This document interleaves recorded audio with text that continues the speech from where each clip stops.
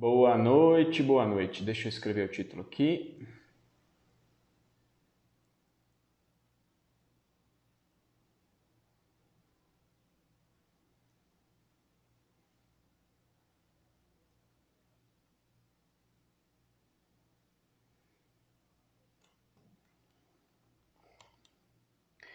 Boa noite, pessoal. Tudo bem? Estão me ouvindo aí? Puderem dar um ok se o áudio tá bom, se tá tudo tranquilo. Quem já entrou aí? Boa noite a todos. Ô, maravilha, chefe Nicolete dizendo mês que vem estará aqui em Santa Catarina. Isso aí, pessoal.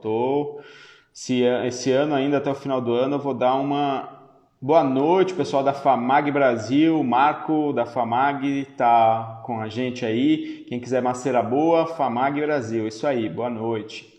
Tava dizendo que até o final do ano eu vou passar por Salvador, Caxias do Sul, Santa Catarina. Onde é que é a cidade de Santa Catarina? Tijucas, em Santa Catarina, e só, né, em São Paulo. Em São Paulo, mais algumas datas. Pergunta se o pessoal está ouvindo e vendo bem, que para mim travou. Pessoal, vocês estão me ouvindo? Alguém? Áudio ok, beleza, maravilha, áudio ok, maravilha, que a Mari disse que não está ouvindo aqui. Querido Scartesini Rodrigo aqui, Scartesini Rodrigo, ou Rodrigo Scartesini, né, que eu estou lendo aqui o Instagram. Quem quiser seguir aí para saber de gestão de pizzaria, ele é o cara, Rodrigo Scartesini, ok? Maravilha. Então vamos lá, meu querido Marcos, saudade, meu irmão. Tô só te enrolando para ir te ver, mas logo mais eu tô aí. Pessoal, eu tô dando uma enrolada só para entrar mais um pessoalzinho aí, para o pessoal não perder.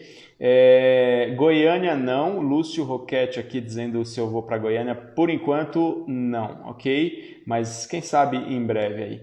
Boa noite a todos de novo, da Vila, Food Express dizendo boa noite. Um grande abraço para vocês. Maravilha. Meu querido amigo Federico Gadaleta, quem quiser seguir ele também, faz um trabalho lindo aí com pizzas e muito mais. Então, Federico Gadaleta. Previsão para BH, por enquanto não, pessoal. Por que assim, só para vocês entenderem, né? É difícil ficar dando cursos fora, porque às vezes eu não conheço as cozinhas, eu não tenho parcerias, então preciso ir vendo as parcerias e também precisa sobrar tempo. Às vezes já São Paulo já me toma bastante tempo.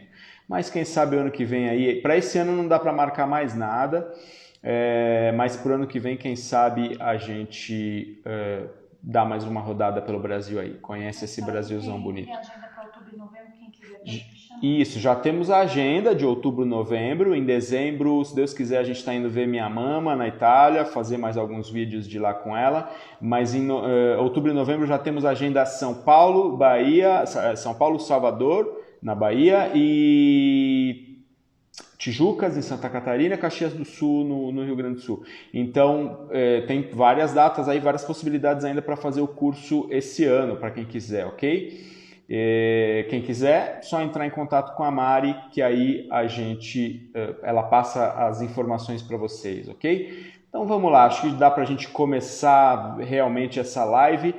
Nessa live, pessoal, eu quero falar um pouco sobre a versatilidade da massa de pizza, né? Porque uma coisa que eu percebo, primeiro de tudo, assim, uma coisa que eu trago para mim é a minha cultura, né? Aquilo que eu vi na minha infância, na minha adolescência, dentro de casa, principalmente com a parte da minha família italiana e com a minha mãe, né? Minha mãe é brasileira, mas cozinhava para o meu pai italiano, então morou muitos anos na Itália, então acabou pegando um pouco dessa cultura.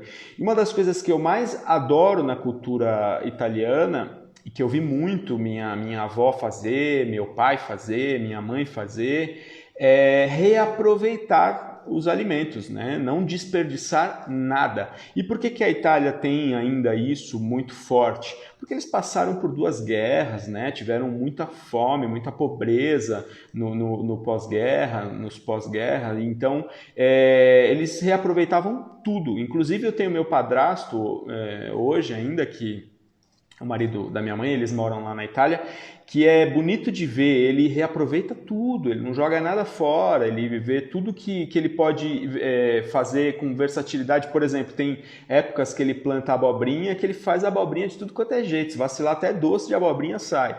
Então é poder reaproveitar. E uma das coisas que eu fico um pouco, às vezes, cansado e incomodado quando eu dou consultoria é que aquilo que não vende vai para o lixo, né? Então o pessoal não consegue, tem dificuldade de reaproveitar aquilo, tem dificuldade de inventar. Ah, mas é sair do cardápio. Ótimo, maravilha, você vai inventar uma coisa para a noite, uma coisa diferente na noite. Ah, mas não está no cardápio. Ofereça, dá de presente para o teu cliente, né? Uma outra coisa que também eu falo muito, que é um conselho que eu dou para vocês, hoje a gente está um pouco refém, né, do marketing nas redes sociais. A gente parece que só vende as coisas agora a partir das redes sociais. E eu estava pensando, eu tenho pensado muito sobre isso, né, dos nossos, a minha geração mesmo viveu isso e os nossos antepassados faziam comércio no boca a boca. Eles não tinham redes sociais, não tinham acesso a esse mundo digital, né? Então, qual que era o marketing de antigamente? Era o marketing boca a boca, o marketing do produto bom que vai chegar no ouvido de alguém que o produto é bom e essa pessoa vai falar que o produto é bom e assim vai crescendo o negócio.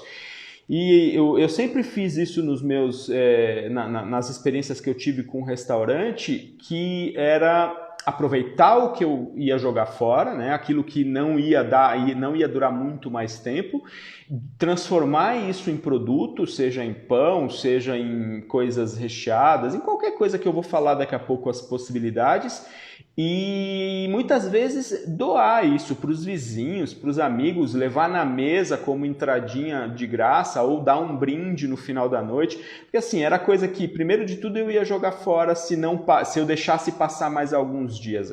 Obviamente o produto ainda estava bom, né? Fresco ainda, dentro da validade.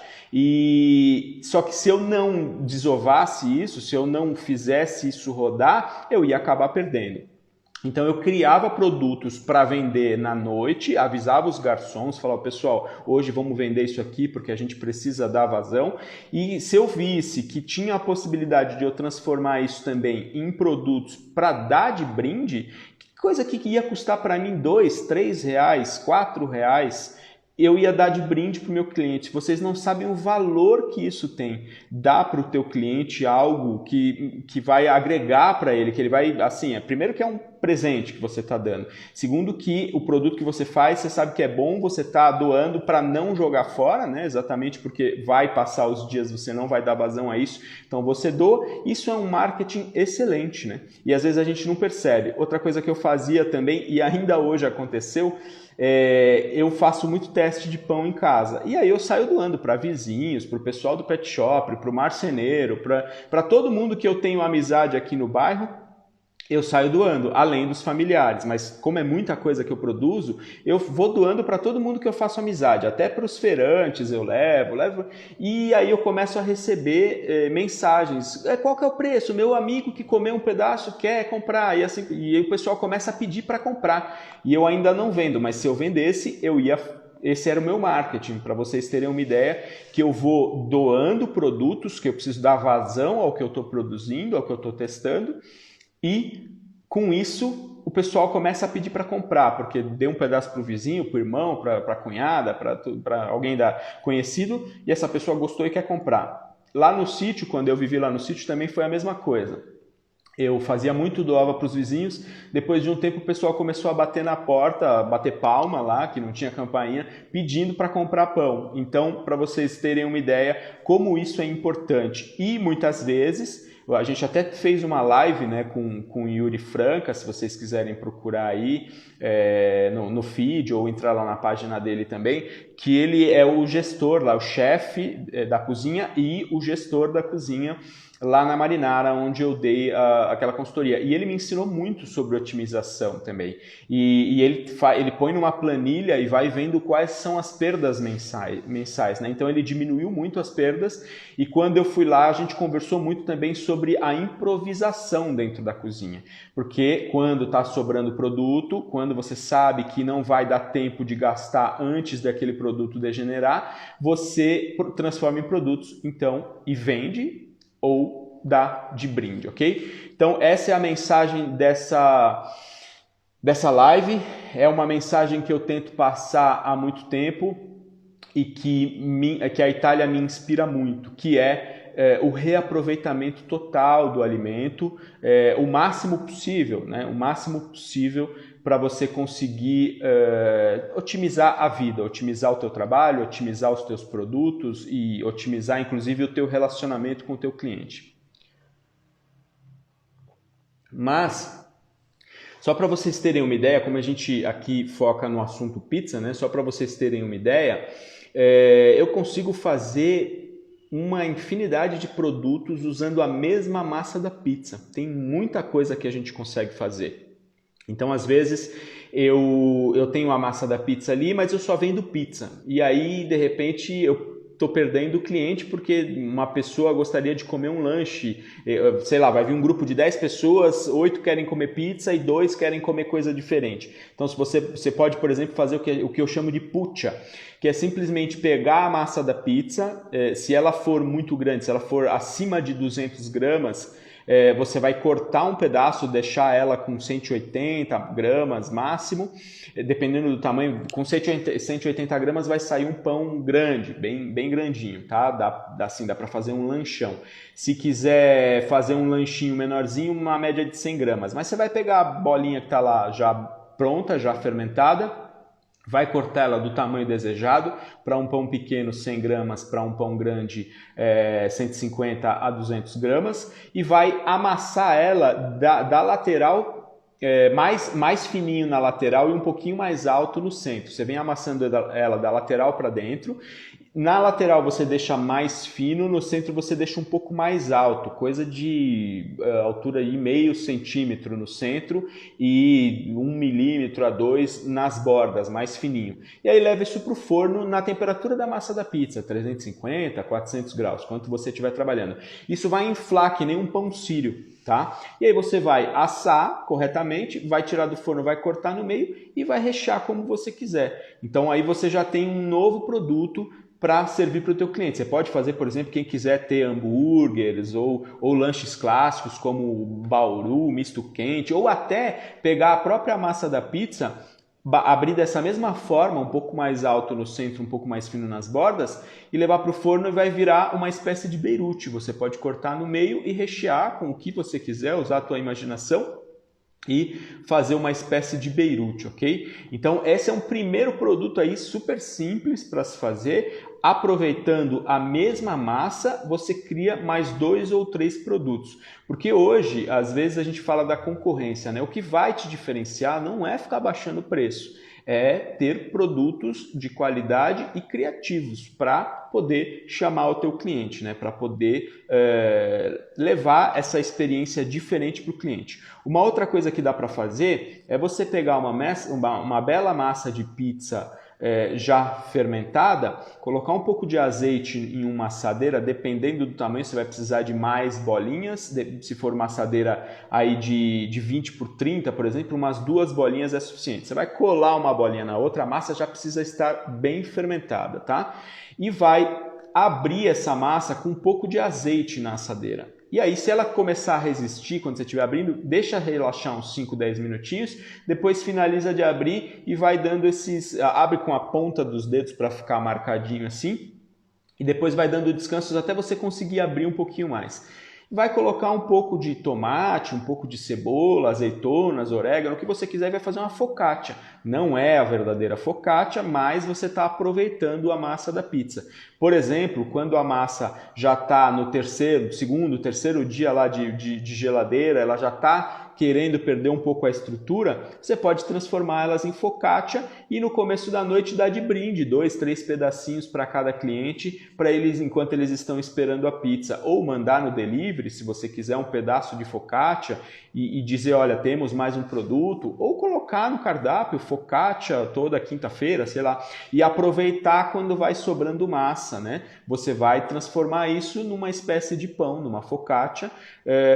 Como eu disse, não é a verdadeira focaccia, porque ela vai ficar, dependendo de como tiver tua massa, ela não vai ficar tão aerada, né? Como uma focaccia preparada para isso, mas fica assim, muito boa, muito crocante e leve, porque a massa já vai estar bem fermentada, ok? Uma outra coisa que dá para fazer também no fim da noite, se você tiver forno para isso, né? Ou até no dia seguinte, é pegar as massas de pizza que já estão, de repente... Uma coisa que é importante entender é o seguinte, vou até explicar de novo isso para não dar confusão. Para você poder reaproveitar a massa, essa massa tem que ainda estar em boa qualidade. Ou seja, não adianta querer pegar uma massa azeda, que já fermentou ao extremo, já perdeu estrutura, já está muito ruim assim, em termos de elasticidade, em termos de aroma, já está com uma fermentação alcoólica muito forte, não tem elasticidade mais. Essa massa não tem o que fazer, essa massa é lixo. Você não tem que deixar chegar nesse ponto. Você vai precisar aprender a gerenciar a massa e usar ela no ponto certo. Uma coisa que eu vejo muito, o pessoal acha que longa maturação, longa fermentação, como a gente chama, a massa vai durar um infinito na geladeira. E não é bem por aí. Você vai ter que gerenciar a massa com base na farinha que você está usando, na temperatura que você está deixando e usar ela no otimal. Eu, por exemplo, uso massas com média 48 horas. Aí eu uso no máximo com 72 e quando vai dar 96 horas eu já retransformo ela. Aí eu faço produtos, como eu estou dizendo aqui. Eu ia falar, por exemplo, o pão. Você pode chegar no final da noite, quando sobrou umas massas de pizza já fermentada, você junta umas 2 bolinhas de massa e modela, faz a modelagem dele que nem um filãozinho, ou redondo, como você quiser. E coloca num banetonzinho ou numa cestinha, fecha ele com plástico e leva para a geladeira até o dia seguinte. Deixa lá ele na geladeira até o dia seguinte. No dia seguinte, você vai observar se ele dobrou de volume. Se ele não dobrou de volume, você vai tirar isso da geladeira, vai esperar ele ganhar o volume desejado, no mínimo dobrar de volume, e aí você vai dar o corte e vai assar no forno a 200 graus em média, com um vapor inicial. Se você não tiver forno de pão que tenha vapor, você vai dar um vapor forçado com um vaporizador no teto, se você tiver forno a lenha. Não dá para fazer isso, tá? Para quem tem fornisteira. No caso do pão não dá. A puccia dá, a focaccia dá, mas o pão não dá para fazer no fornisteira. Aí você teria que ter um forno adapto ou um forno a lenha, que no dia seguinte já está uma temperatura mais baixa, ou um forno de lastro, tipo um Laroide, que você pode adaptar e fazer baguetezinhas, pães mais baixos, tá? E esse pão pode se tornar um produto a mais ou até se tornar um brinde, como eu disse, porque o pão vai te custar pouquíssimo, é uma massa que já estava passando e você dá de brinde para o teu cliente, é um puta marketing, né? Ou você pode também fazer pães recheados, ou seja, pegar essa massa de pizza que já está fermentada, colocar um pouco de calabresa no meio ali, ou cebola, o que você quiser no meio ali, enrola ele, modela ele bem modeladinho. Se você não sabe como modela pão, vai lá no meu YouTube ou no IGTV, dá uma olhada em alguns vídeos para ver como é que modela um pão. Hoje em dia no Instagram tem milhares de pessoas mostrando como modela um pão. Então você pega essa massa da pizza, que já está pré-fermentada, recheia, faz essa modelagem final e guarda na geladeira até o dia seguinte. No dia seguinte você espera dobrar de volume, corta e leva ao forno. Então você pode fazer um pão só básico, só de massa, e um pão recheado. Você pode dar de brinde e você pode vender, ok? Então você vai otimizar a tua cozinha. O que dá para fazer também quando uma massa já está bem fermentada, né? Você pode pegar isso é coisa de vó, tá? O que eu vou falar é segredo de vó, e eu faço muito aqui em casa. É pegar essa massa que já está bem fermentada e liquidificar ela obviamente um pouco, né? O quanto o teu liquidificador aguentar. Porque essa massa já vai ter um nível de acidez mais alto, porque ela já está um pouco mais fermentada. Você vai pegar essa massa e liquidificar com um pouco de leite. Quanto de leite? Até dar ponto de mingau, até ficar uma massa cremosa, ok? Você pode quebrar ele em pedacinhos para não forçar o teu liquidificador. Você pode fazer isso na mão se não tiver liquidificador. Você vai pegar, vai rasgar essa massa, vai colocar um pouquinho de leite, vai trabalhar ela com as mãos ou no liquidificador até ela ficar ponto de creme, ponto de bolo, tá?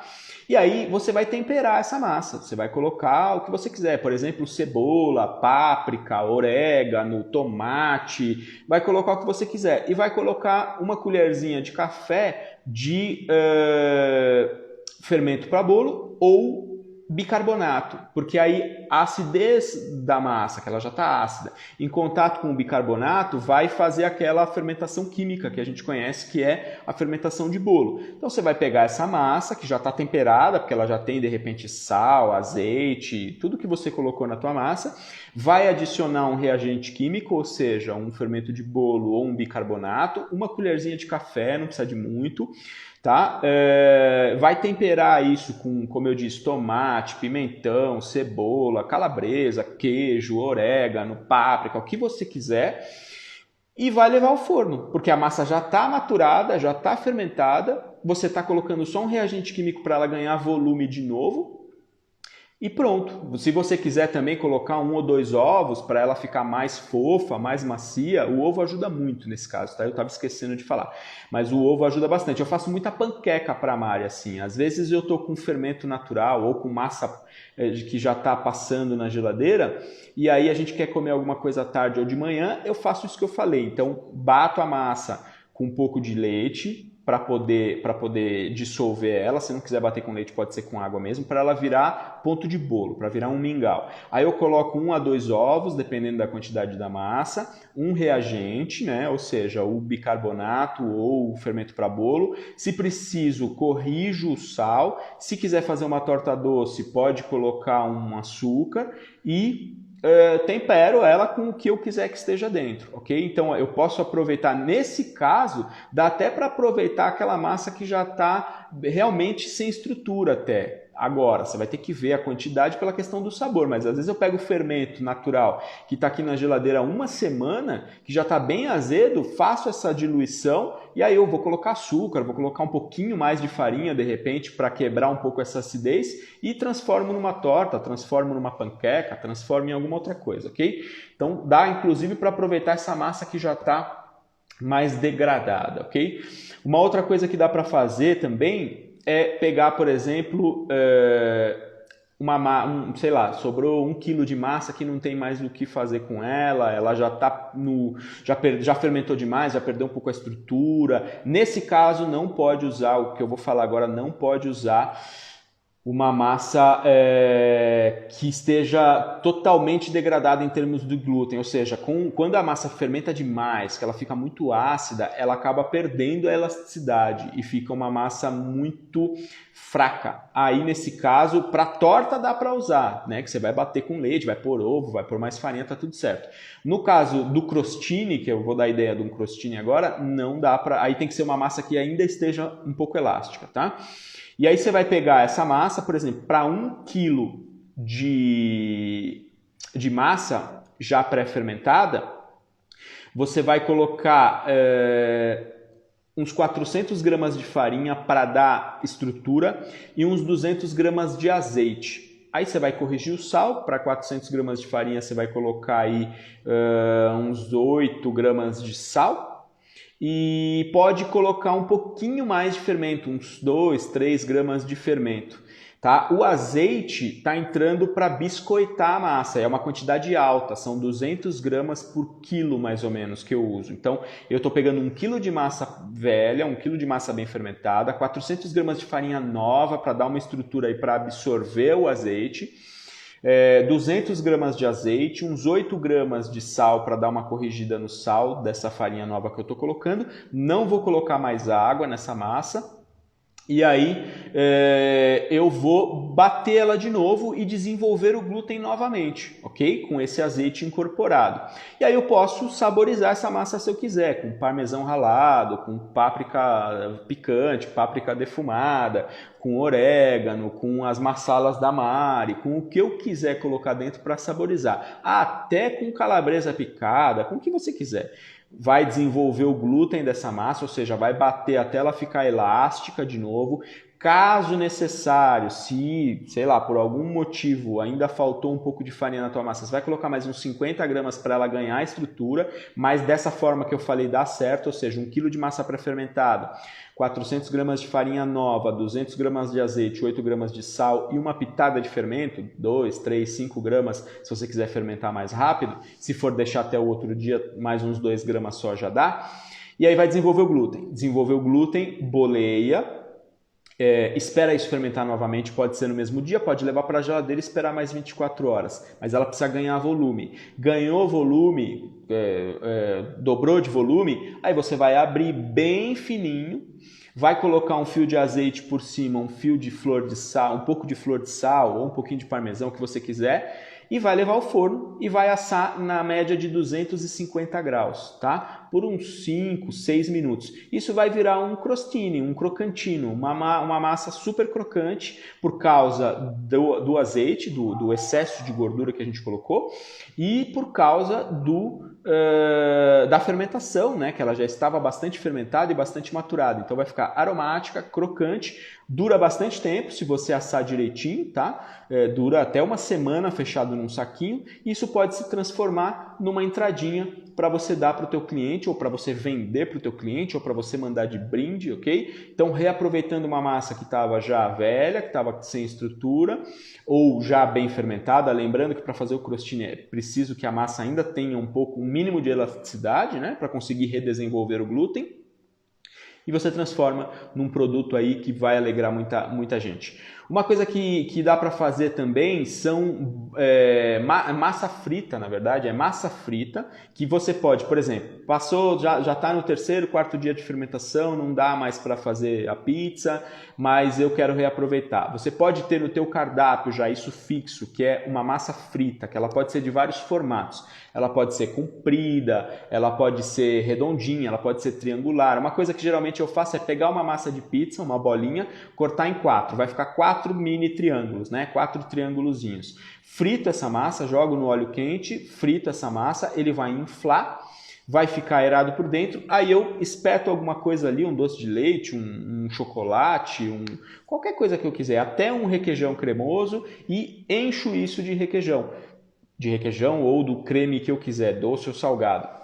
E depois finalizo ainda por cima com, se for doce, um pouco de açúcar de confeiteiro, se for salgado, um pouquinho de parmesão ralado, e é um novo produto que você pode ter aí na tua pizzaria. Então é simplesmente pegar a massa de pizza, nesse caso também tem que ter estrutura, né? Ou seja, ela não pode estar passada demais, ela pode até ter fermentado um pouco a mais, já está no terceiro, quarto dia de geladeira, mas não pode ter perdido a estrutura, porque senão ela vai para o óleo e vai ficar pesada, tá? Uma coisa para vocês entenderem, né? A massa tem um ápice de fermentação e depois tem uma decaída. Nessa decaída, o glúten já está totalmente degradado, a massa já está bastante ácida, bastante alcoólica, já não fica tão gostoso para comer. Aí o produto pode ficar pesado, né? Um pouco azedo, então tem que prestar atenção. Para fazer tudo isso que eu estou dizendo aqui, a pute, a focaccia, o crostini, o pão, a massa ainda tem que ter um mínimo de estrutura, ou seja, você não vai deixar ela chegar no extremo limite da degradação, você vai pegar ela no meio do caminho para você não perder ela no dia seguinte ou dali a 2 dias e vai retransformar isso, ok? E aí, óbvio, você vai na pizzaria, eu percebo que muitas vezes o pessoal acha que, como eu disse, né? Vou colocar minha massa na geladeira, tá na geladeira, então pode ficar ali até o final da semana, 1 semana, 10 dias, depende.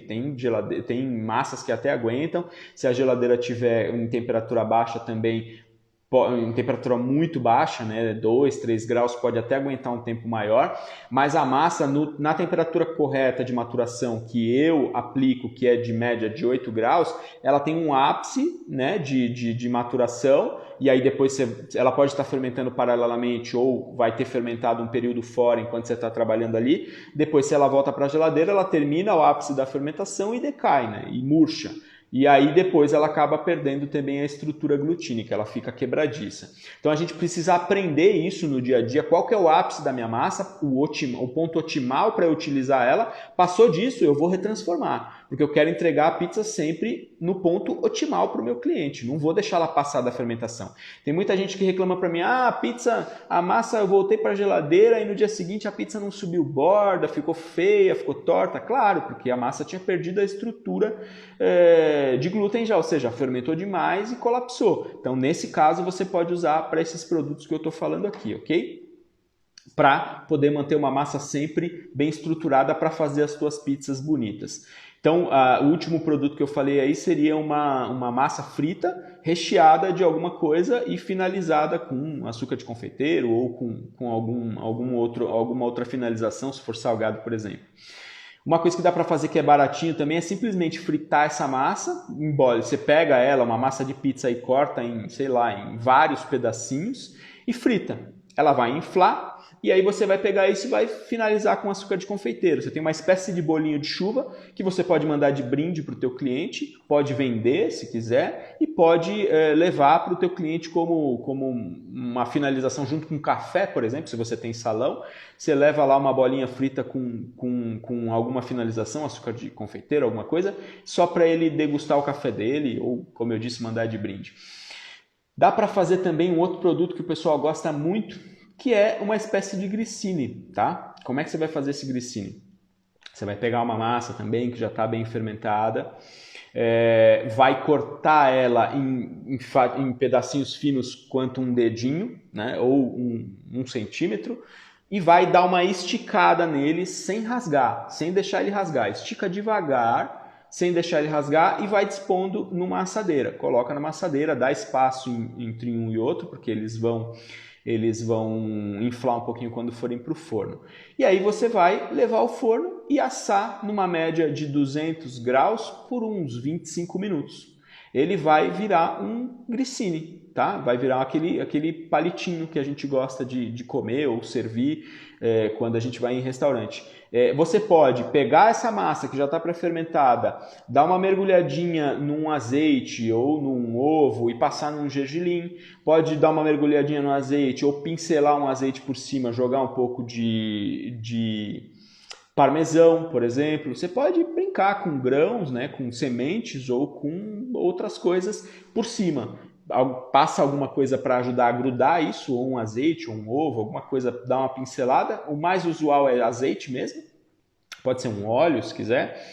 E aí você leva isso ao forno na média de 200 a 230 graus por 20, 25 minutos. Ou você vai testar o teu forno, porque cada forno vai ter uma resposta diferente, e vai deixar o tempo necessário para ele ficar crocante, mas não seco. Ok? E a espessura depende, se você quiser ele mais fininho, você faz mais fininho. Eu faço na grossura de um dedinho mais ou menos, ou 1 centímetro, ok? E tem uma outra coisa também que eu aprendi lá na Itália, que é o pizzi, que é uma espécie de focaccia, digamos assim, só para vocês entenderem. Tem quem assistiu a isso aí quando eu estava na Itália, eu fiz, que é pegar essa massa pré-fermentada, aí a quantidade depende da quantidade que você tiver. E aí você vai cortar cebola crua, tomate cru, azeitona, alcaparras ou o que você quiser, mas o que eu usava na Itália era isso.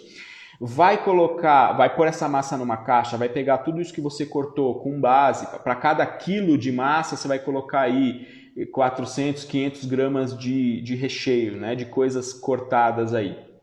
E vai trabalhar isso tentando, a massa vai quebrar mesmo, você vai tentar entranhar isso, misturar isso na massa, mas a massa não tem que dissolver, ela tem que ficar em pedaços, né? Tem que ter pedaços de massa e em meio à cobertura, né?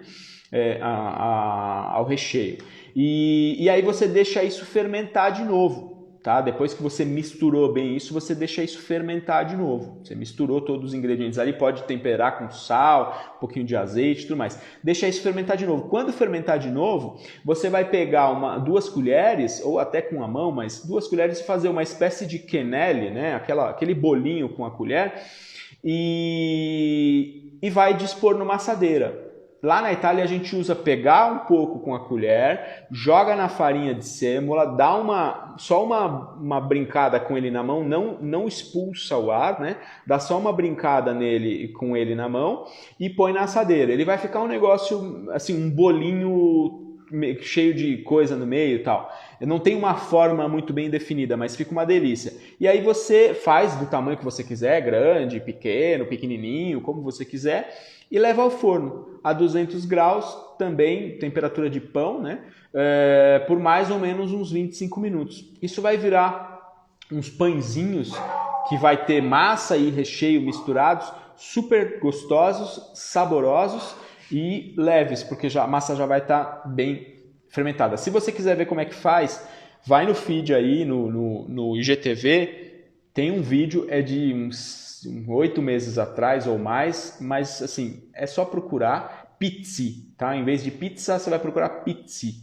E aí você vai ver como é que faz. Tem no meu IGTV, ok? Então só anotar aí. E além disso, pessoal, tem infinitas possibilidades. O que eu quero deixar nessa live aqui é vocês terem a criatividade, né? E ir criando produtos com a mesma massa da pizza, né? Para você aproveitar o que você tem e não só com a massa da pizza. É bom a gente aproveitar tudo que a gente tem para evitar desperdício, né?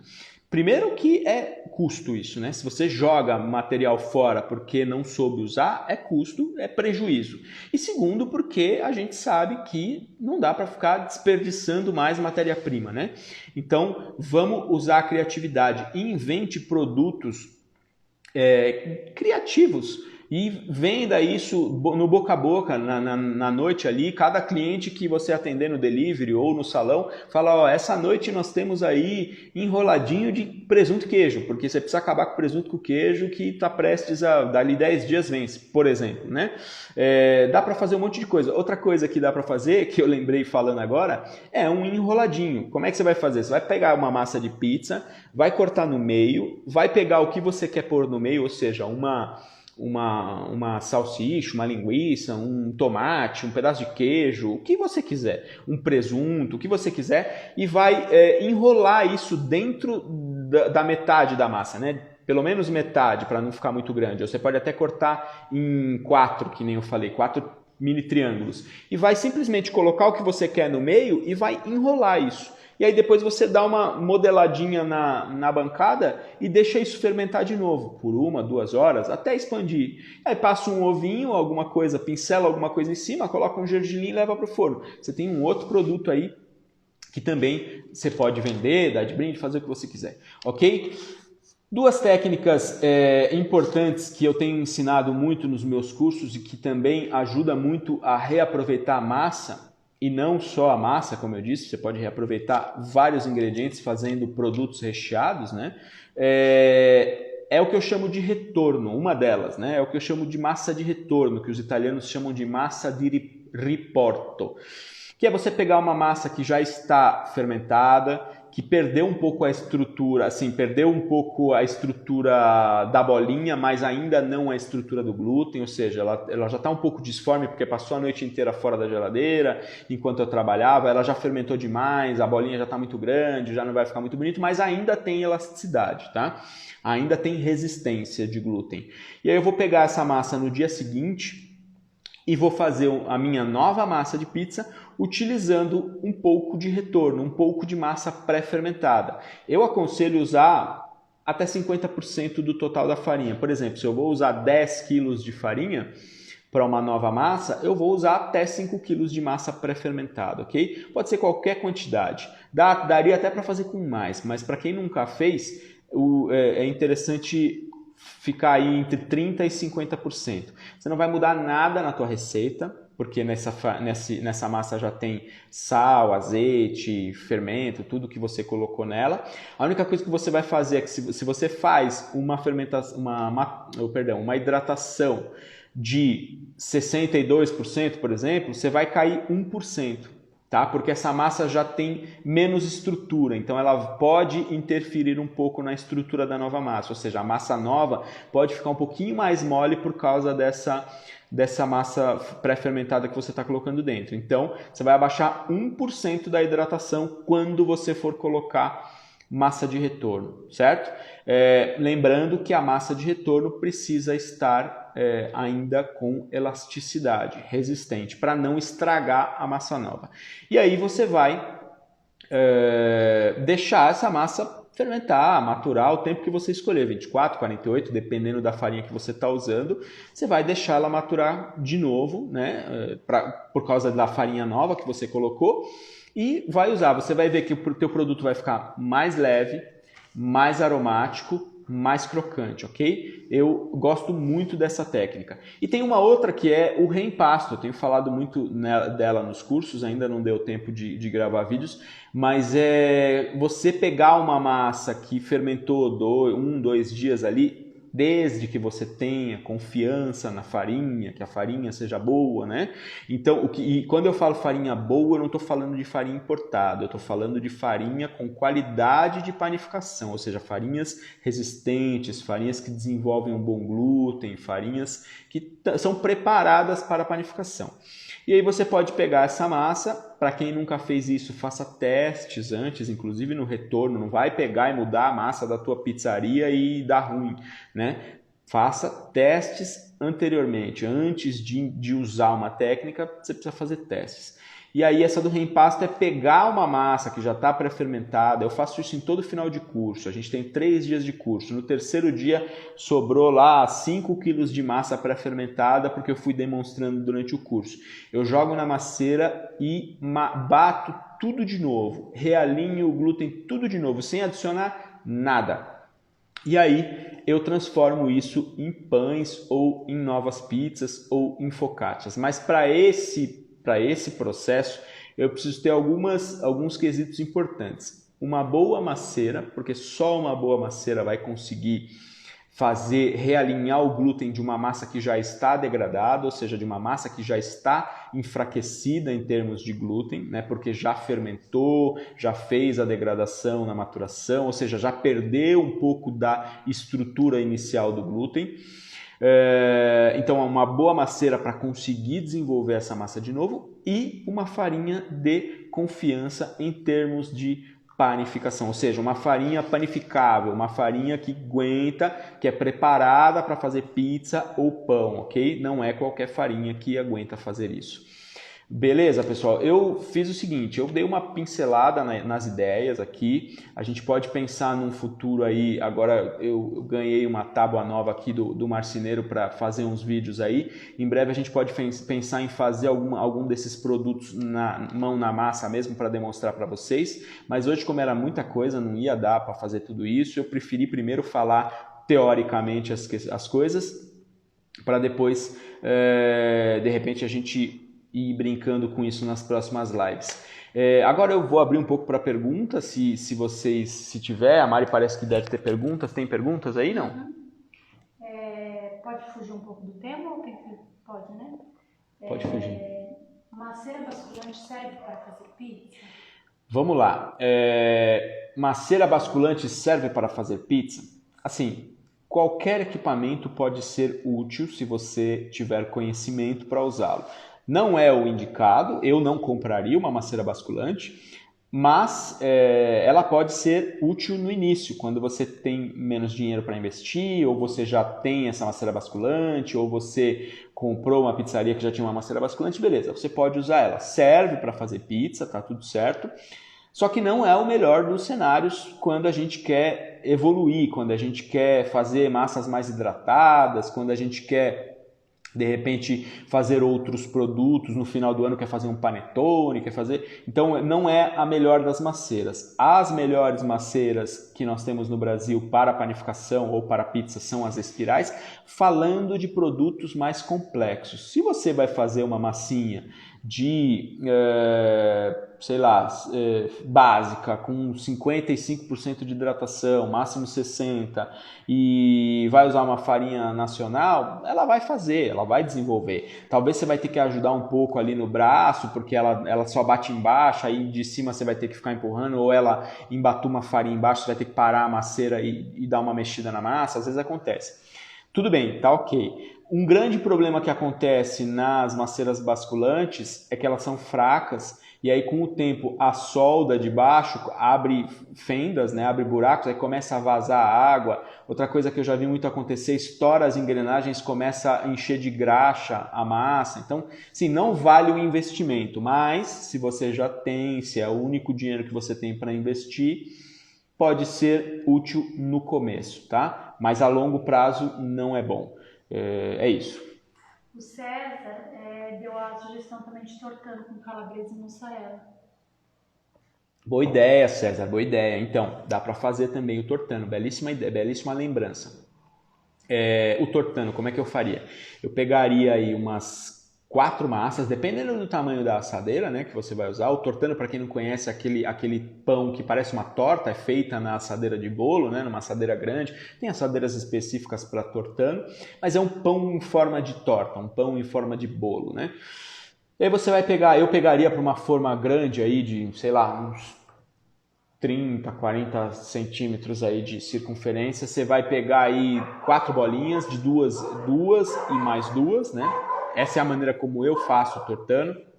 Aí eu abro bem ele com rolo, com as mãos, abro uma espessura aí de meio centímetro mais ou menos e recheio ele com bastante calabresa, bastante queijo, bastante do que você quiser.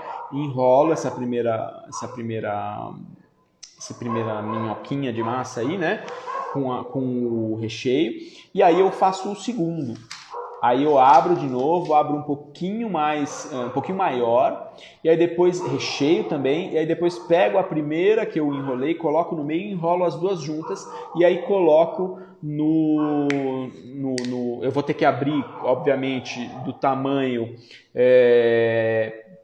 da assadeira, né, da volta da assadeira para juntar os dois lados ali e depois que isso fermentar ele vai acabar grudando um no outro, ok? Então o tortano sim é uma ótima possibilidade. Obrigado por ter lembrado, César.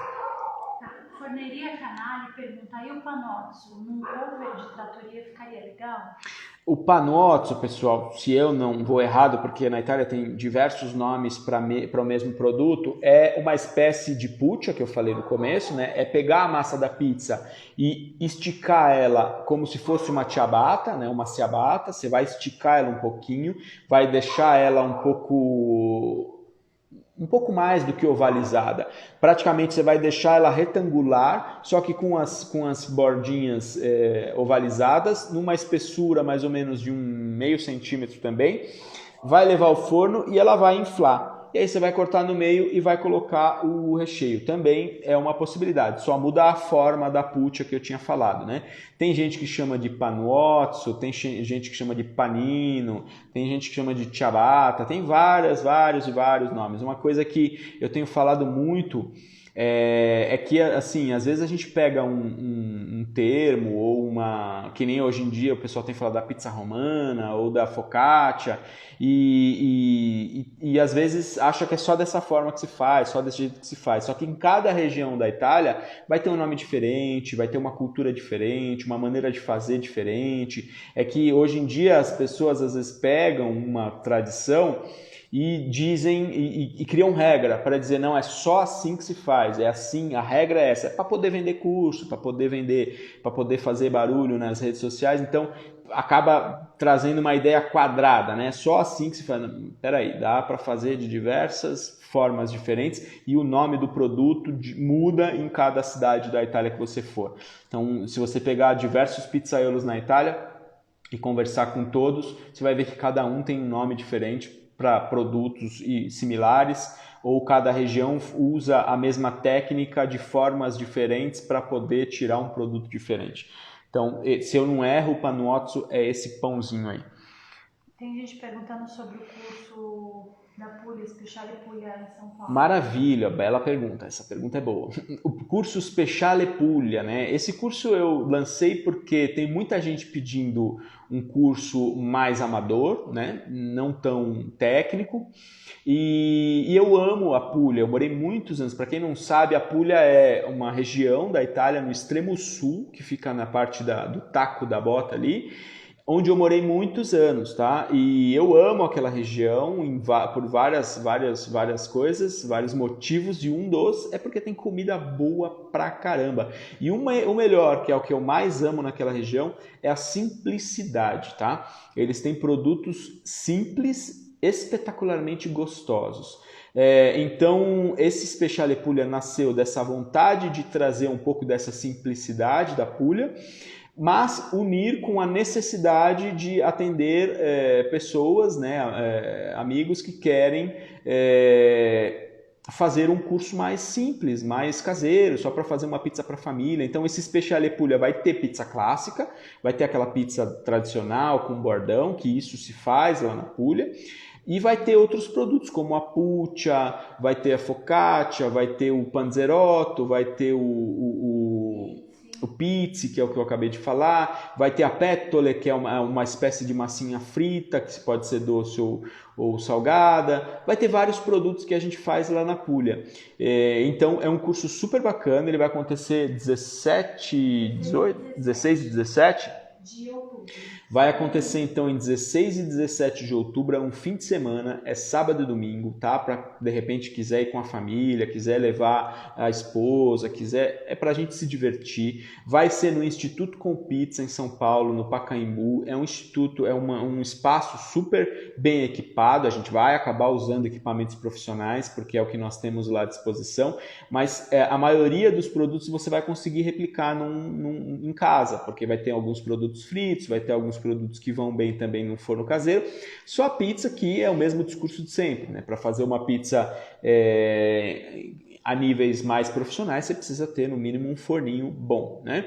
Mas então o curso é esse, 2 dias. A gente vai falar da cultura da Puglia, a gente vai usar bastante sêmola de grano duro também, vai fazer vários produtos dessa região aí do sul da Itália.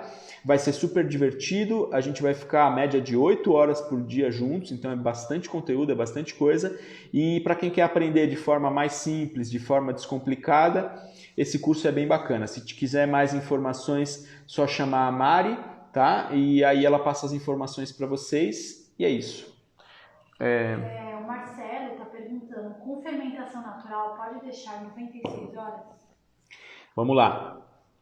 Marcelo perguntando, com fermentação natural pode deixar 96 horas? Pessoal, é importante entender alguns quesitos que eu falo para os meus alunos. O tempo que eu vou deixar na geladeira é relativo à temperatura que eu vou expor essa massa, a farinha que eu estou usando, ou seja, se for uma farinha rica em glúten, uma farinha forte, ela aguenta mais tempo. Se for uma farinha fraca, uma farinha que não é tão específica como uma farinha comum do supermercado, ou seja, não é tão específica para aguentar tanto tempo, ela pode ter algum problema, principalmente com a fermentação natural. Por quê? Porque a fermentação natural ela tem uma tendência a acidificar a massa, né? a deixar a massa ácida, com pH bastante baixo. Então, com isso, a glutenina, que é a parte do glúten que dá essa resistência e tenacidade para a massa, ela se degrada em campo ácido. Então, se eu deixar muito tempo, dependendo, se o meu fermento não estiver bem equilibrado, se ele estiver muito forte ou muito fraco, algumas coisas podem acontecer de acidificar demais essa massa se eu deixar muito tempo, que vai fazer com que a massa fique quebradiça, porque a glutenina ela se degrada, ela quebra, ela perde estrutura em campos ácidos, tá?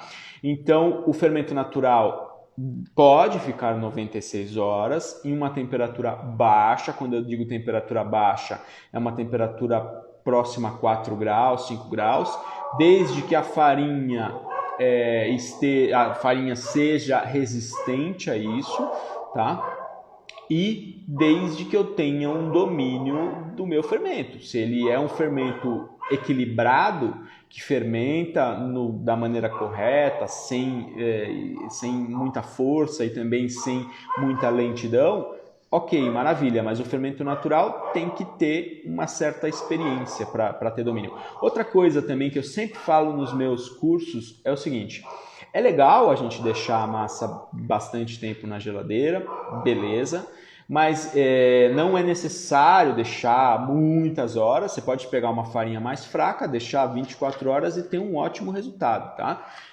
Não necessariamente precisa deixar. Eu vejo pessoas que postam, deixei minha massa 14 dias na geladeira. Legal, isso para fazer em casa é bacana. Numa logística de uma pizzaria é impossível. Como é que você vai deixar 14 dias uma massa parada, por exemplo?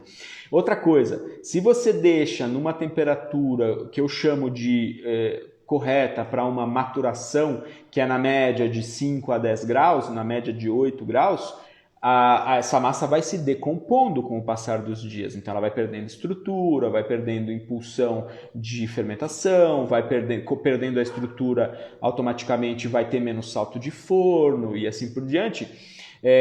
Se eu deixo numa temperatura correta de maturação, ela vai se degradando e vai perdendo estrutura. Se eu quiser deixar muitos dias, eu preciso deixar numa temperatura mais baixa, próximo de 4 até abaixo de 4, quase próximo a um congelamento, né? 2 graus. E aí com isso o processo enzimático ali de degradação vai ser muito lento e com isso eu consigo deixar mais tempo.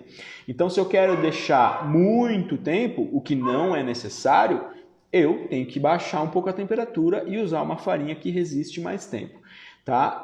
Mas, como eu disse, numa temperatura média aí de 8, 9 graus, com uma farinha específica para o tempo que você quer deixar na geladeira, você vai ter um bom resultado, ok? Mas isso é muito relativo, é questão de experiência e de vontade de cada um, onde quer chegar a partir da própria experiência, a partir dos próprios testes. Só que hoje em dia a gente se apega a terminologias, né? E acaba querendo se vangloriar por isso. Eu quero deixar muitas horas, 15 dias na geladeira, só para dizer bati um recorde, né? E não tem necessidade. Mas sim, a pergunta era, dá para deixar 96 horas? Dá, se respeitar esses quesitos que eu falei e se tiver o domínio do fermento. E se estiver usando uma farinha boa para isso. Então controla a temperatura, farinha boa e fermento equilibrado. Aí dá, ok? Mas dá para fazer uma boa pizza com 24, 48 horas também. Mais alguma pergunta? O Thiago pergunta, você poderia falar um pouco sobre a pizza in teglia e a pizza in pala? Qual a diferença entre elas? Vamos lá, pessoal. Boa pergunta. O Thiago, né? Uhum. Thiago perguntando sobre a pizza in teglia e a pizza in pala. Pelo que eu sei, ambas vêm da cidade de Roma, ou tem a característica, a tradição na cidade de Roma. A Itália se divide também, como o Brasil está se dividindo, em tradições e em gostos, né? em peculiaridades de cada região. Os napolitanos gostam de uma pizza um pouco mais soft, né? Não tão crocante. Uma pizza levemente crocante por fora, assada em altas temperaturas e não tão crocante. Já no sul da Itália se segue um pouco a ideia dos napolitanos, só que se faz um pouco mais crocante. Aí tem a focaccia também, que é uma espécie de pizza típica da Puglia, típica do sul da Itália. Quando você chega mais para o centro da Itália, em Roma, eles gostam de uma pizza bem mais crocante. E aí a gente chega na pizza in teglia e na pizza in pala. Mas como eu estava falando antes, é importante, pessoal, isso eu falo assim como levanto uma bandeira mesmo, porque o que eu percebo? A gente pega algumas nomenclaturas e põe isso numa caixa, numa ideia quadrada e diz é assim que se faz, porque a gente quer vender imagem, a gente quer vender curso e a gente fala, não, só eu sei fazer, então é assim que se faz. Só que, como eu disse, se você for conversar com 10 pizzaiolos romanos diferentes, cada um vai te dar uma receita, cada um vai te dizer uma maneira de fazer. Claro que as escolas que nasceram com o passar do tempo e os professores que foram se criando têm que pegar uma ideia tabelada, né, colocar a ideia numa ficha técnica para poder passar o conhecimento adiante e pega alguns parâmetros e diz, olha, assim você vai fazer uma pizza in teglia, uma pizza in pala. O que é uma pizza in teglia?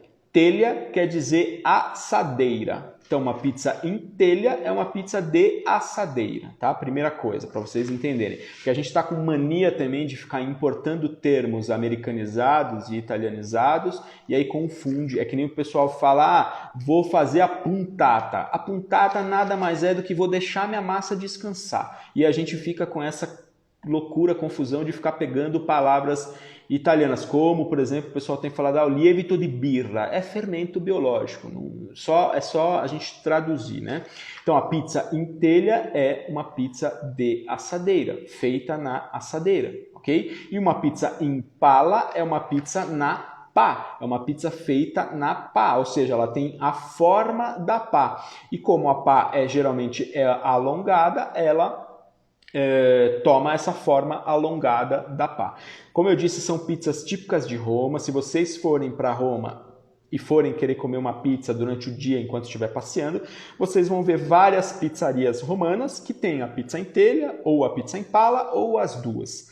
É uma pizza tipicamente mais crocante, mais alveolada, ou seja, só que ela é mais linear, ela não é que nem a napolitana que tem mais borda e menos centro, ela é linear, ela é por igual, tá? Ela geralmente é um pouco mais alta do que a napolitana é bem fininha no centro, a romana, a impala, geralmente é um pouco mais alta, só que ela é bem alveolada. Por quê? Porque usa-se farinhas fortes para fazer isso, né? Farinhas que absorvam mais água e que resistam a mais água.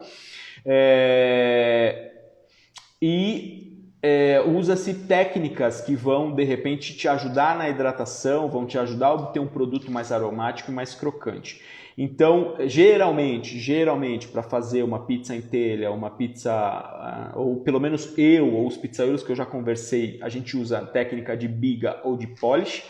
A biga é um pré-fermento sólido que a gente faz para 1 kg de farinha para 45% de água e uma quantidade de fermento que pode variar de 2 a 10 gramas, dependendo da temperatura e de vários quesitos. Eu, na média, aqui em São Paulo, uso 5 gramas de fermento fresco por quilo de farinha, deixo essa massa de um dia para o outro a 18 graus, na média, por 20 horas, 24 horas no máximo, numa temperatura controlada de 16 a 18 graus, com 5 gramas de fermento. Não desenvolvo glúten num primeiro momento, eu só misturo bem essa massa. Como ela é uma massa com 45% de hidratação, ela é bem dura, ela fica quebradiça, só não deixo farinha seca e deixo até o dia seguinte. Aí no dia seguinte eu pego essa massa, finalizo com a água e a farinha e tudo mais o que eu quiser, e com isso eu vou ter uma massa, aí eu vou hidratar um pouco mais, só que eu fiz a primeira massa com uma farinha, fiz a biga com uma farinha mais forte, e aí no dia seguinte eu finalizo com um pouco mais de hidratação, podendo chegar a 70%, 80%, se eu tiver técnica para isso, se eu tiver maceira para isso e se eu tiver farinha para isso. E aí eu cheguei nessa massa final, que pode variar a receita, pode ser uma receita básica, farinha, fermento, água e sal, algumas podem ter azeite e dependendo do pizzaiolo pode colocar até algum outro tipo de gordura e assim por diante. Chego nessa massa, dou uma primeira fermentação, ela tem uma fermentação mais explosiva porque eu coloquei um pouco mais de fermento, média de 5 gramas por quilo. Espero ela dobrar de volume por umas 2 horas, depois eu faço as bolinhas e espero mais de 4 a 6 horas ela dobrar de volume de novo. E aí eu vou abrir com uma técnica específica, que é usar os dedos mais abertos, para deixar o miolo mais alveolado, e vou pré-assar na média de 250 graus por uns 8 minutos. Posso pré-assar com molho ou sem. Se você quiser o centro mais alveolado, você vai pré-assar sem. E aí você retira do forno, coloca a cobertura e volta para o forno. Você pode mandar direto também se quiser. Dá para abrir ela, colocar a cobertura e levar para o forno também. Se for direto, ela vai assar uma média de 10 minutos a 250 graus. Se for pré-assado, ela entra por 6, 8 minutos, dependendo do forno, na média de 250 graus. Sai do forno, coloca a cobertura e volta para o forno. Quando você pré-assa, ela tende a ficar um pouco mais crocante. Quando você vai direto, ela fica um pouco menos crocante, um pouco menos alveolada, porque o peso da cobertura pode fechar um pouco o alvéolo, tá?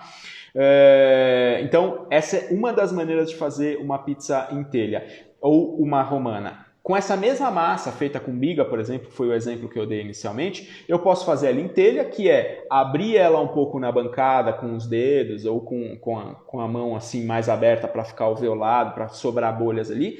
abro ela quase do tamanho da assadeira, aí depois eu pego ela, acomodo na assadeira, finalizo de abrir e pré-asso. Não precisa pôr azeite. Se for uma assadeira de teflon, melhor ainda. Se for uma assadeira que você tem medo que possa grudar, só pincela um azeite um pouquinho para não grudar, ou põe um pouquinho coisa minimamente de farinha e pré-assa ou assa direto. E se for a Impala, que é a pizza na pá, você vai também abrir de forma a manter os alvéolos, a manter as bolhas, né, da fermentação.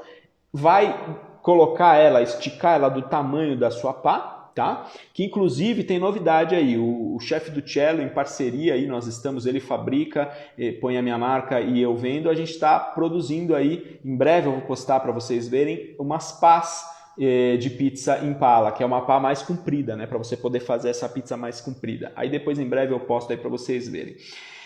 Então aí a pizza vai tomar essa forma da pá, e você vai precisar ter um forno mais comprido, obviamente, para conseguir colocar essa pizza. Da mesma forma, ela vai assar a 250 graus na média. Se for a pizza em telha, eu tendo a colocar 270 de lastro, 250 de teto, porque o calor precisa ultrapassar a assadeira.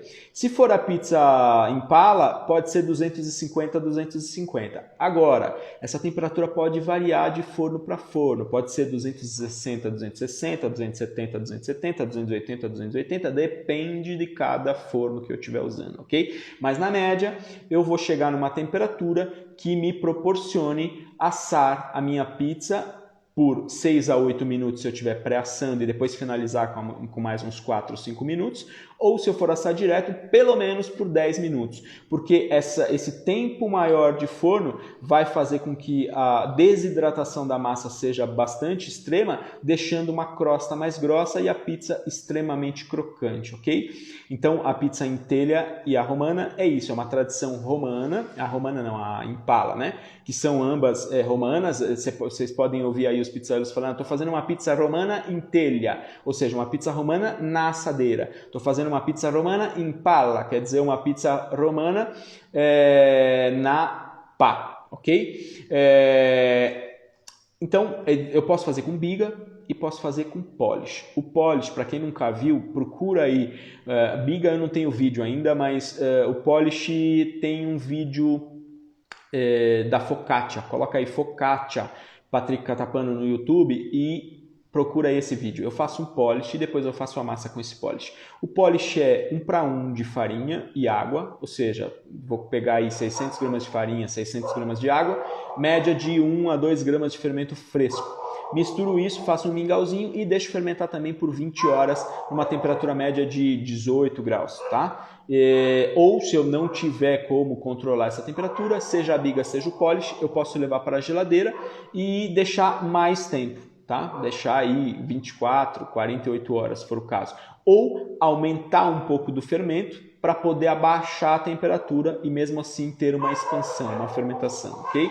Posso chegar aí no polish a 5 gramas de fermento e na biga a 10 gramas de fermento, sempre falando de fermento fresco, se vocês forem usar fermento seco, 1/3 dessa quantidade. E aí eu boto na geladeira se eu não tiver como controlar essa temperatura externamente, ok? Então fiz o polish 1:1, 1 kg de água, 1 kg de farinha, 2 a 5 gramas de fermento, dependendo da temperatura que você vai deixar. No dia seguinte ela vai ter expandido, vai ter quase dobrado de volume, na verdade vai ter dobrado de volume, aí você pega esse polish e finaliza com o restante da farinha, com os outros ingredientes, finaliza a massa e o mesmo esquema, deixa dar uma primeira fermentação em bloco, depois corta do tamanho que você quer, boleia e deixa finalizar de fermentar o tempo necessário para dobrar de volume. Pode variar de 2 a 6 horas, dependendo da temperatura ambiente, ok? O ideal, geralmente, para fazer uma fermentação lenta, a gente deixa na casa dos 20 a 25 graus, é uma temperatura controlada boa para não explodir logo de fermentar, para ser uma coisa um pouco mais lenta, mas se eu não tenho tempo ou não tenho como controlar essa temperatura, eu vou observar, quando ela dobrar de volume, eu posso já fazer o pré-assado. Então, essas pizzas podem ser feitas com biga ou com polish. Usualmente, dentro daquilo que eu conheço, dos livros que eu leio, dos pizzaiolos que eu converso, É basicamente isso. Cada pizzaiolo pode ter uma receita diferente. Entendam que quando eu dou um curso, quando eu escrevo um livro, ou quando eu pego uma metodologia para dar aula, eu escolho uma base de raciocínio e passo isso adiante. Mas isso não quer dizer que é a única maneira de fazer, ok? Então, cuidado com quem diga, é assim que se faz. Não, peraí, vamos conversar com meia dúzia de pizzaiolo diferente e cada um vai ter uma maneira de fazer, ok? Mas basicamente é isso. Mais alguma pergunta?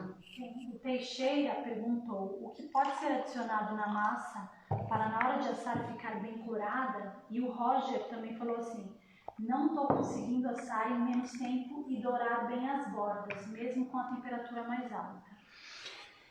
Então vamos lá, o que pode ser adicionado para dourar bem as bordas pode ser algum tipo de açúcar ou malte, né? Que é uma espécie de açúcar do próprio grão. Mas, para facilitar a ideia, um mel, um melado ou até um açúcar mesmo, um açúcar mascavo, um açúcar orgânico, na quantidade média de 10, 20 gramas por quilo é o que eu uso. Pode ser mais se eu tiver num forno caseiro ou se eu tiver com forno de baixa temperatura.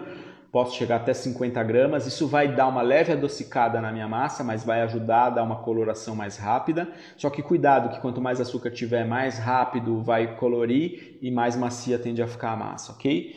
Se mesmo com temperatura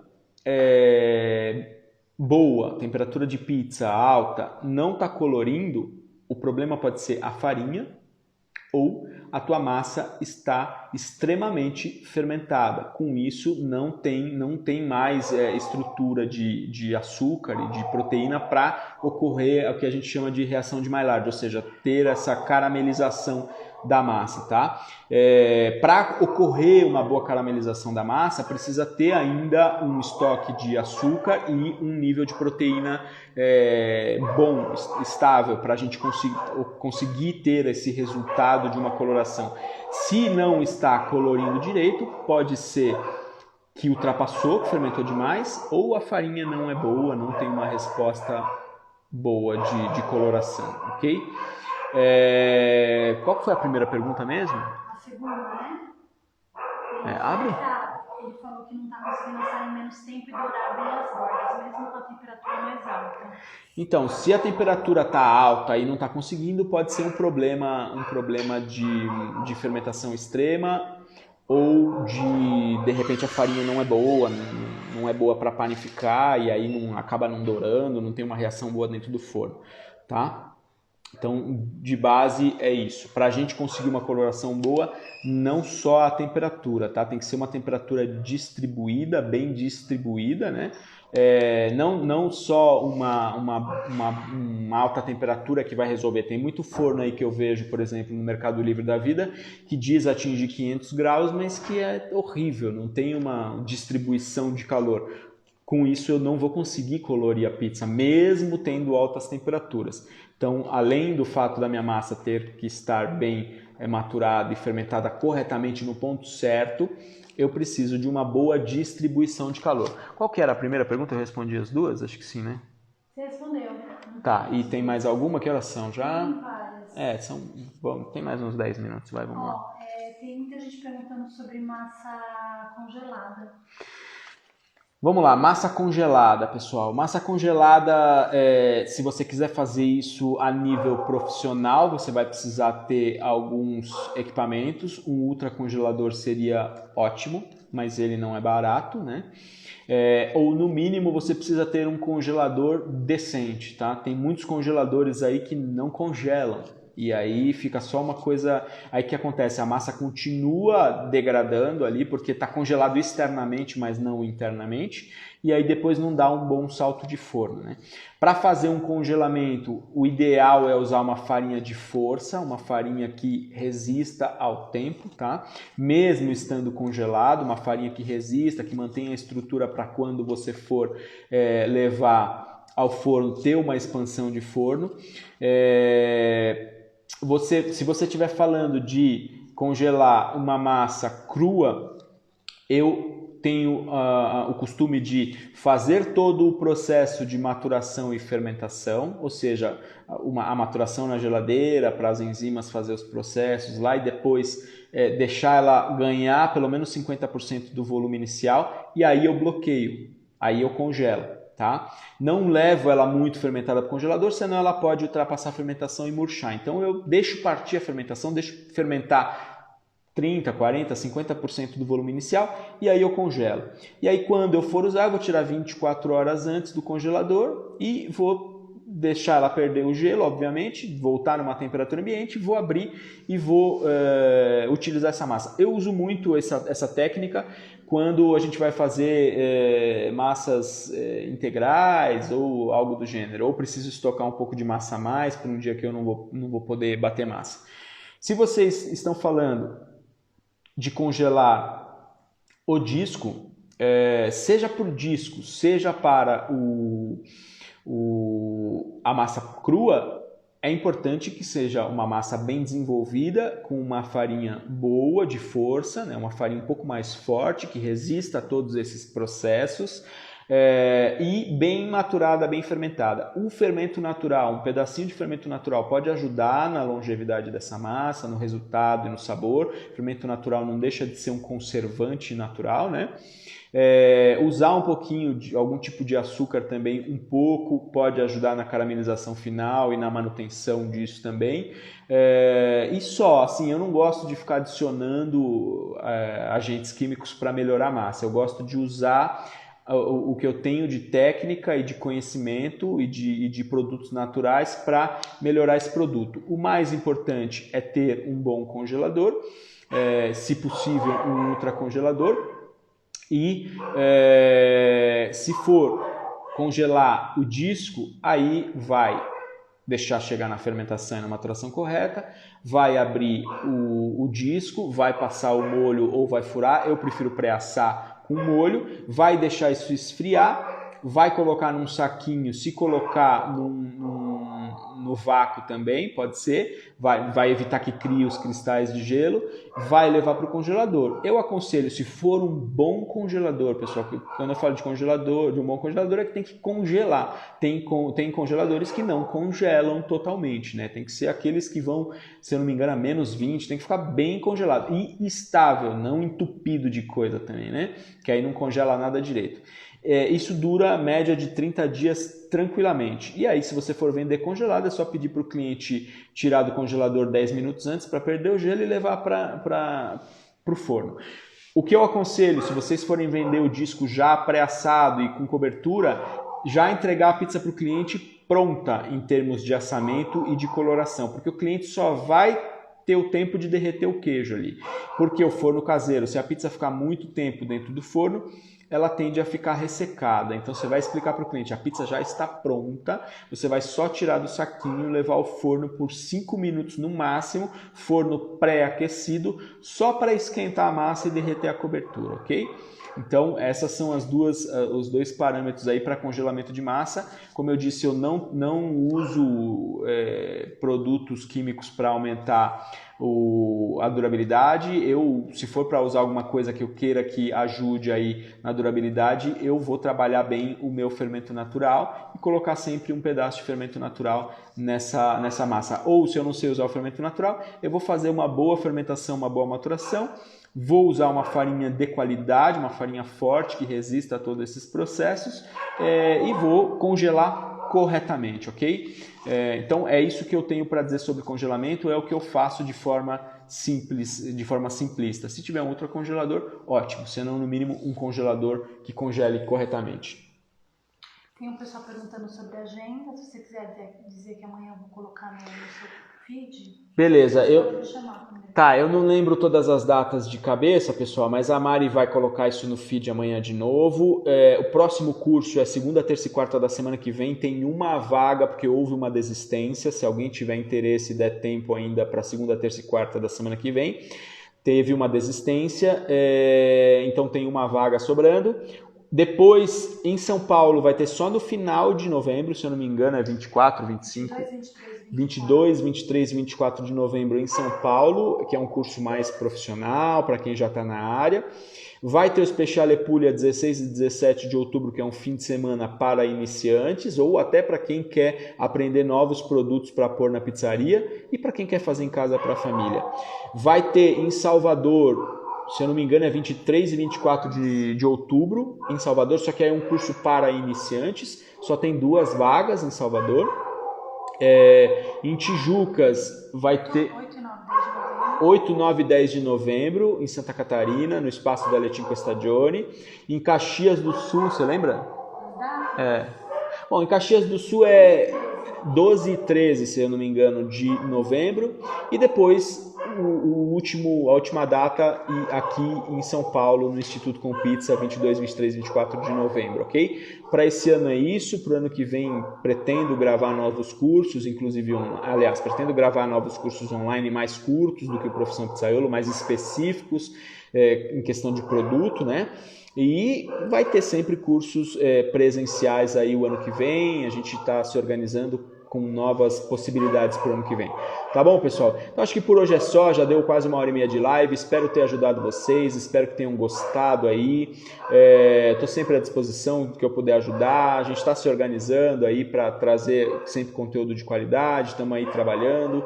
Então é isso, se vocês quiserem, quando tiver alguma ideia, quiserem mandar ideias aí pelo direct, eu vou trabalhando a ideia, que às vezes não dá tempo de gravar tudo ou de fazer tudo o que vocês têm necessidade, mas conforme a gente vai podendo, a gente vai fazendo, tá bom? Muito obrigado a todos, uma boa continuação de semana e é isso. Obrigado, um forte abraço, espero que tenham gostado. Valeu!